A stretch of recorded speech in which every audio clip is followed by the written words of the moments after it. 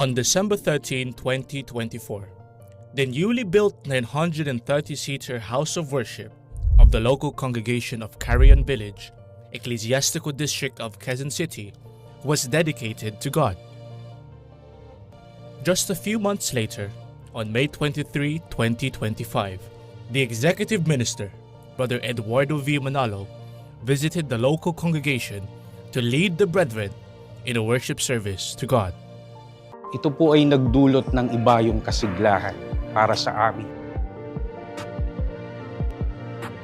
Pinaka nagustuhan ko po dun sa itinuro po ng Ka Eduardo kanina ay ang pagiging mapanalanginin, ang pamumuhay ng matuwid at ang pagiging masunurin po sa mga aral ng Diyos. Yung taong palaging sumusunod sa ating Panginoong Diyos at yung dalisay na puso, yung tapat sa kanyang kahalalan, sa kanyang tungkulin, yun po yung palaging dinirinig yung kanyang mga panalangin. Talikuran yung paggawa ng masama at laging pagtalagahan po yung pagsamba kasi doon po natin laging tinatanggap yung mga salita ng ating Panginoong Diyos na magiging gabay po natin sa ating buhay.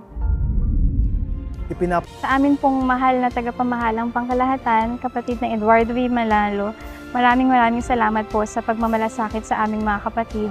Salamat po sa pagbisita sa aming lokal. Mahal na mahal po namin kayo.